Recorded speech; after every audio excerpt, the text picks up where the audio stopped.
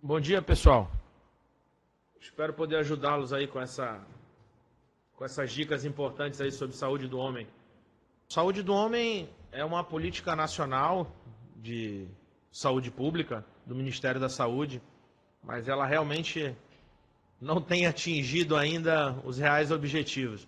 Todo mundo sabe que é muito inferior aos programas relacionados à saúde da mulher, né? De forma que a gente tem que avançar muito nesse aspecto por vários motivos. Eu sou professor da UEA de Urologia, meu nome é Giuseppe Figliolo. Eu trabalho na unidade pública, a única unidade pública que eu trabalho aqui em Manaus é o SECOM. E aí tem meus contatos para quem quiser depois conversar comigo em particular. À medida que foram surgindo dúvidas, vocês vão perguntando. Eu preparei alguns slides com duração aproximada aí de uns 30 minutos, que aí dá tempo para a gente conversar um pouco mais, tendo em vista que a ideia era 1 hora, né, de teleconferência. Obrigado pela oportunidade e vamos em frente. Bom, dia 15 de julho é considerado o Dia Nacional da Saúde do Homem, é o Dia do Homem. O Dia da Mulher é muito comemorado no Brasil e no mundo todo, mas o Dia do Homem eu acredito que a maioria das pessoas nem saibam que existe, pois ele existe, é o dia 15 de julho. Para vocês terem uma ideia, existem aproximadamente 100 milhões de homens no Brasil e 40% deles está acima de 40 anos. Essa faixa etária, obviamente, acima de 40 anos já precisa de maiores cuidados de saúde. Sobretudo problemas relacionados ao aparelho cardiovascular, hipertensão arterial, infarto, AVC, problemas de disfunção sexual, que a gente vai ver que é extremamente comum, problemas relacionados à próstata, que é hoje uma grande pandemia mundial também. E lembrar que boa parte desses indivíduos hoje tem uma expectativa de vida longa, maior do que 70 anos. Então, fatalmente, eles vão necessitar de cuidados. Como eu falei anteriormente, as campanhas sobre saúde masculina têm impacto muito menor e em todas as faixas etárias a mortalidade masculina é maior do que em mulheres. Para vocês terem uma ideia, esse é um gráfico que evidencia justamente o que eu falei. A taxa de mortalidade comparando homens e mulheres de acordo com as diferentes taxas etárias. Você vê que na linha verde clara, os homens morrem muito mais do que na linha verde escura, em todas as faixas etárias. Mortes relacionadas nessa faixa etária mais jovem, principalmente a violência também, né? E nas causas na faixa etária mais tardia, devido principalmente às doenças cardiovasculares e neoplasias.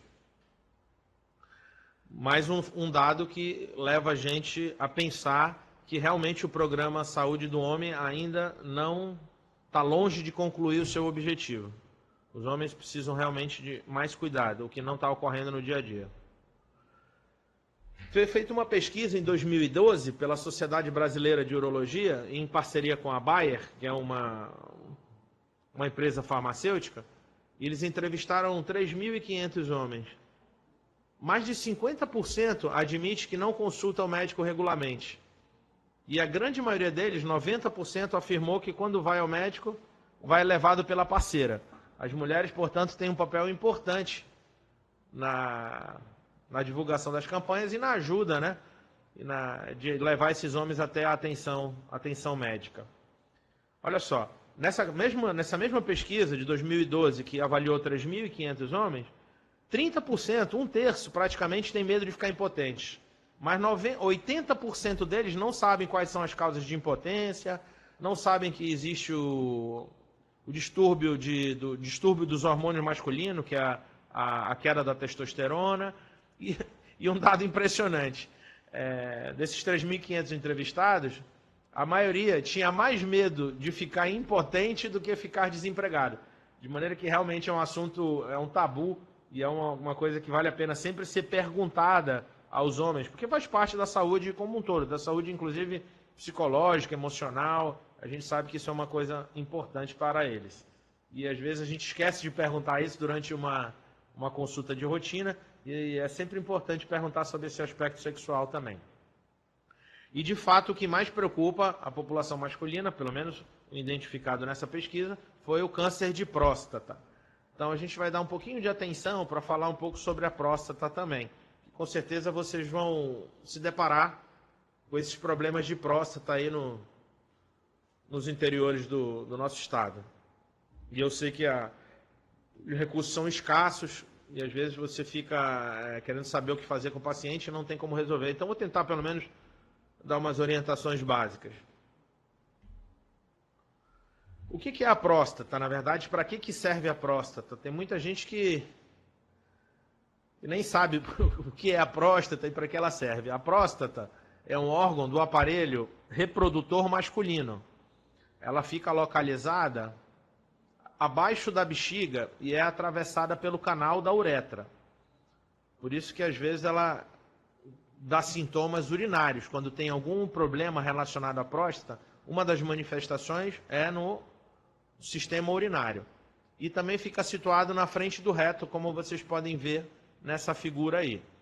Basicamente a próstata, ela tem um peso estimado em torno de 20 a 30 gramas, correspondente ao tamanho de uma noz, e ela tem duas funções importantes. Ela produz parte do líquido ejaculado, parte do sêmen que o homem ejacula é produzido na próstata. Então a única função da próstata, basicamente, ter função no aparelho reprodutor, ou seja, ela produz parte do sêmen que o homem ejacula e é responsável pela nutrição dos espermatozoides. E, obviamente, ela pode também interferir no controle urinário, mas a função básica dela é aparelho reprodutor. Portanto, o homem da terceira idade, que já tem prole constituída, etc., a próstata acaba sendo um grande vilão e, às vezes, é um problema de saúde que precisa ser corrigido, porque senão pode causar, inclusive, danos até mortais, né? Como é o caso do câncer de próstata. Vamos continuar. Lembrar que doença da próstata são vários tipos de doença, nem todas as doenças da próstata são câncer. Existem as doenças inflamatórias também, as prostatites, que inclusive são mais comuns em indivíduos mais jovens, indivíduos na faixa etária entre 20 e 50 anos, 20 e 60 anos, que têm vida sexual ativa. Essas prostatites normalmente têm origem inflamatória, infecciosa, são causadas por germes gram-negativos e o sintoma simula uma infecção urinária. Uma coisa importante, muita gente faz um diagnóstico às vezes errado de infecção urinária, de cistite, que é aquela inflamação na bexiga em homem. Cistite é raro ter em homem, até pela própria anatomia da mulher, a uretra da mulher é mais longa, a uretra do homem é mais longa, tem mais dificuldade de ter problema de cistite. O que ocorre nos homens, às vezes, é uma prostatite. Essas prostatites, normalmente, elas cursam com quadro de dor para urinar, que é a disúria, polaciúria, aumento da frequência urinária, às vezes febre com calafrios, dor na região perineal, e às vezes necessitam até de internação para tomar antibiótico endovenoso. Elas são basicamente divididas em prostatite aguda e crônica. E o tratamento basicamente é com antibiótico. E tem que ser um antibiótico usado, uma terapêutica usada por longo período, em torno de 14 a 21 dias. Não adianta tratar menos do que isso, porque às vezes não resolve a prostatite aguda e pode se transformar em algo crônico, e aí vai ser difícil o tratamento, porque tem alguns surtos de reagudização. Então a dica é, quando tiver uma suspeita de uma prostatite, que normalmente é uma infecção urinária em homem, associada com febre, calafrios, dor perineal e esses sintomas urinários, usar o antibiótico por tempo entre 14 e 21 dias. Uma opção são as quinolonas, como a ciprofloxacin, que tem boa penetração no trato urinário. Isso é só para lembrar que, como eu falei, existem outras doenças da próstata que não são câncer, tá? Essa é uma delas, a prostatite. Outro problema que é muito comum, sobretudo em pacientes de mais idade, é a hiperplasia prostática benigna, que vocês já devem ter ouvido falar. A hiperplasia prostática benigna ela ocorre a partir dos 40 anos, ao passo que aos 60 anos, metade dos homens já tem alguma dificuldade na hora que vai urinar. Quais são as queixas mais comuns? Acorda muitas vezes à noite para urinar, às vezes tem a impressão de que não esvazia bem a bexiga, fica com jato fraco, fino, tem uma hesitação, demora para conseguir urinar. Quando termina, tem a sensação de resíduo pós-miccional. São esses sintomas que estão enumerados aí embaixo. Para vocês terem uma ideia, a hiperplasia prostática, às vezes ela tem até mais sintomas do que o câncer de próstata. O câncer de próstata, no início, como ele é um nódulozinho na zona periférica, como a gente vai ver, ele praticamente é assintomático no início. Já a hiperplasia prostática benigna ocorre na zona da glândula interna da próstata, na zona de transição e na zona central, ela acaba comprimindo a uretra e dificulta o esvaziamento vesical. Essa, sem dúvida, é uma causa importante de retenção urinária em homem, que precisa usar sonda, né? Vocês já devem ter visto, paciente que entra em retenção urinária aguda, vai para o pronto-socorro com quadro de bexigoma, e aí tem que passar a sonda vesical. Essa é uma patologia benigna, mas que pode complicar até com insuficiência renal. Você imagina que se a bexiga estiver todo o tempo cheia e não conseguir esvaziar, essa alta pressão dentro da bexiga é transmitida para o trato urinário superior, pode levar até uma insuficiência renal. E outras complicações como hematúria, que é o sangramento na urina, formação de cálculo na bexiga, infecção. Então, mesmo sendo uma condição benigna, pode ter complicações graves e precisa de tratamento. Os sintomas da hiperplasia prostática benigna são divididos em leves, moderados e graves. Os sintomas leves e moderados, aqueles que não cursam com complicação, que eu falei anteriormente, complicações são retenção urinária, infecção, formação de cálculo, insuficiência renal, com hidronefrose. Essas são complicações graves que às vezes precisa operar. Em torno de 10 a 20% dos casos de hiperplasia prostática precisa operar. Os casos leves e moderados podem até ser tratados com medicação, que por sinal não são distribuídas no SUS, são os alfa-bloqueadores, um exemplo é a doxazosina, tanzulosina, e também os inibidores de 5-alfa-redutase, como a finasterida, que diminuem um pouco o volume da próstata. O tratamento da HPB, nos quadros mais leves e moderados, pode ser feito com medicamento, e nos casos mais severos com cirurgia. Cirurgia essa que pode ser feita por via endoscópica, por dentro do canal, chamada RTU de próstata. Vamos passar um pouquinho. Vamos falar um pouquinho do câncer de próstata. Esse aí é o grande temor dos homens. Muitos homens têm medo e às vezes também precisam de orientações para saber do que se trata, e realmente é muito comum. Para vocês terem uma ideia, é a patologia mais frequente em homens, atrás somente dos cânceres de pele. São em torno de 60 mil novos casos por ano diagnosticados no Brasil. Já ultrapassou até, em critérios de comparação, o número de casos absoluto de mama. Em mulheres prevalece o tumor de mama e em homens prevalece o tumor de próstata. Aqui na nossa região tem muito caso de câncer de colo uterino também nas mulheres. É o único estado do Brasil onde o câncer de colo uterino é até maior do que os casos de câncer de mama. Mas em homem, próstata realmente é disparado o mais incidente. Como eu falei, aí no slide fica claro de evidenciar, o nódulozinho do câncer de próstata, ele aparece na parte externa, em 70% a 80%, na zona periférica da próstata. E é por isso que o indivíduo, às vezes, na fase inicial, ele não tem sintoma. Urina normalmente, porque isso não está dando sintoma urinário. É diferente da hiperplasia prostática benigna. E nessa fase é justamente o ideal para fazer o diagnóstico, que é quando você consegue curar o paciente. Quando ele já está sintomático, é porque a coisa realmente já está mais avançada. Então, lembrar que não dá sintoma na fase inicial. Como eu falei, só para reprisar, o segundo tumor mais frequente em homem, atrás apenas dos tumores de pele. Para vocês terem uma ideia, um óbito pela doença a cada 40 minutos, são todos dados do Instituto Nacional do Câncer, do INCA, 25% dos portadores de câncer de próstata. Como eu falei, é a patologia mais frequente em homens, e aqui são os dados interessantes. Olha, vejam bem, diagnóstico precoce e chances de cura são de 90%. Portanto, realmente é importante estimular os homens. O que a Sociedade Brasileira de Urologia recomenda? Que a partir de 50 anos, os homens façam anualmente o toque retal e o PSA. Por que o toque retal? Porque o toque retal você consegue, boa parte das vezes, identificar o nódulo na zona periférica. E quando você identifica um nódulo no toque, o ideal é fazer a biópsia para confirmar se tem ou não câncer.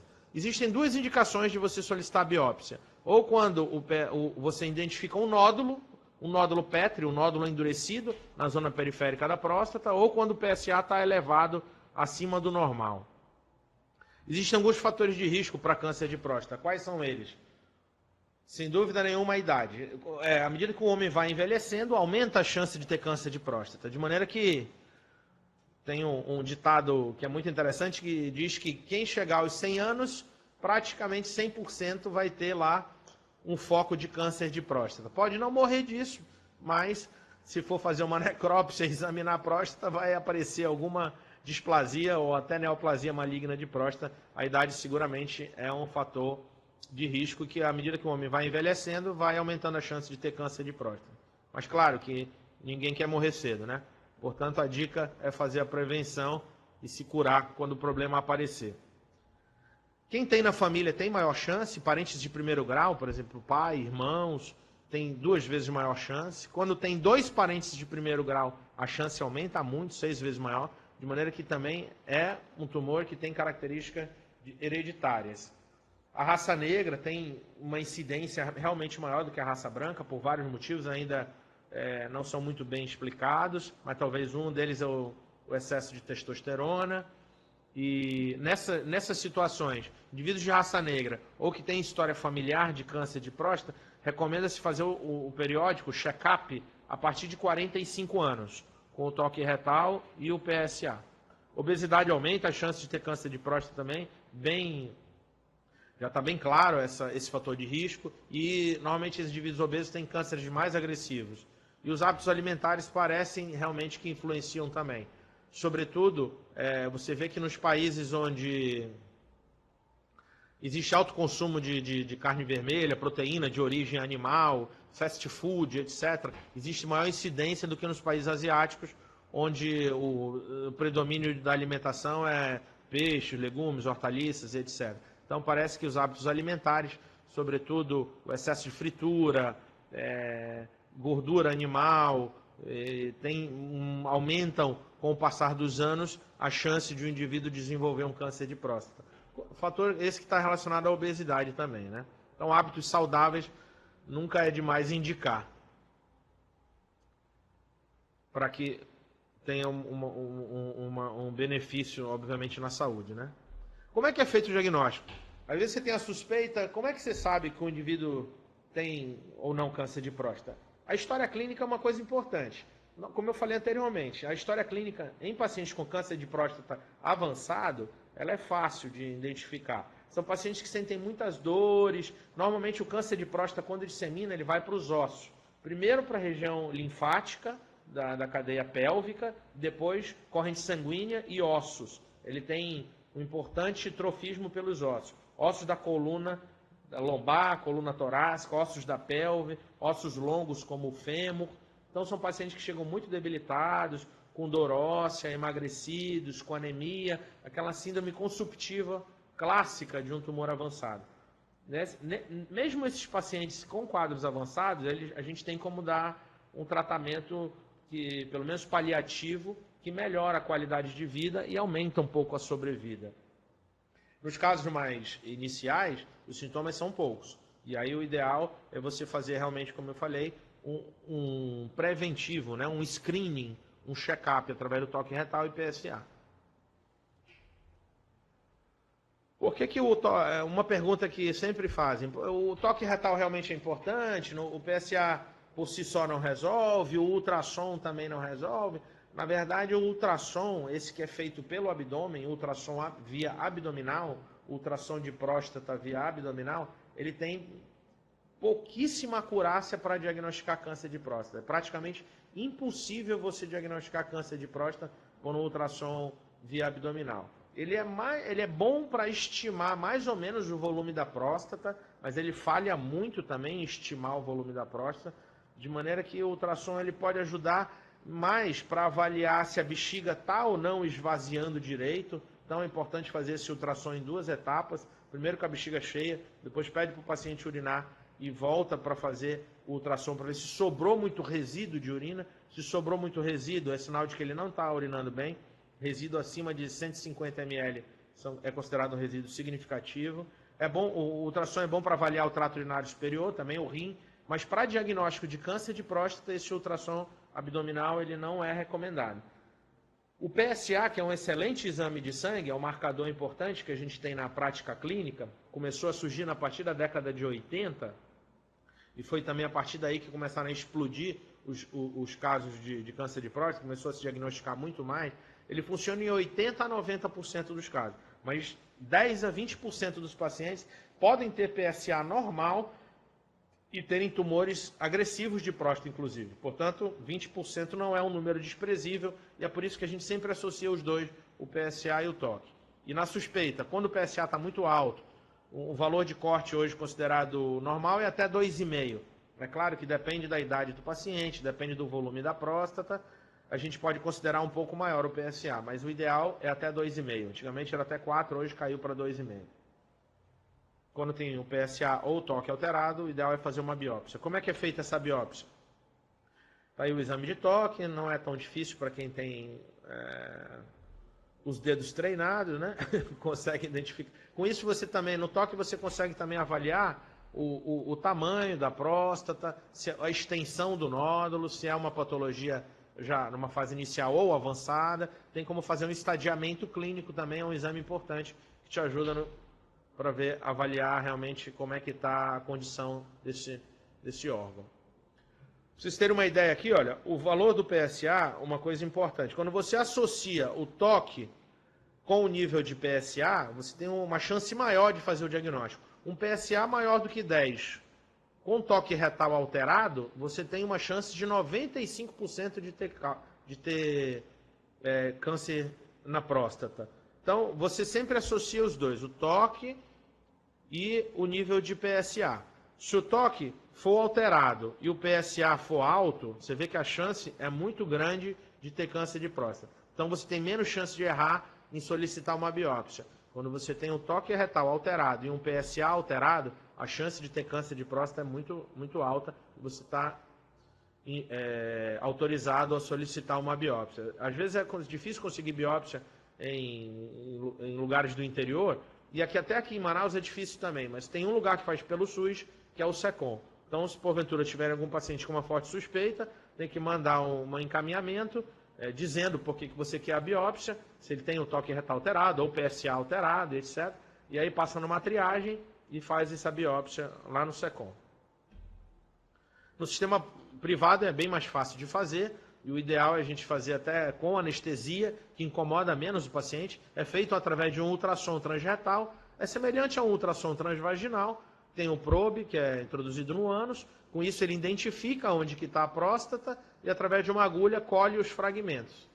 A ressonância multiparamétrica é uma coisa muito moderna, que já tem em Manaus, já está disponível. Quando você tem dúvida que se o paciente tem ou não um câncer, por exemplo, o PSA está borderline, o PSA está menor do que 4, o toque não mostrou nada, mas é um paciente jovem, e aí você pode usar a ressonância, ela é classificada também como um PIRADS, igual a classificação da mama.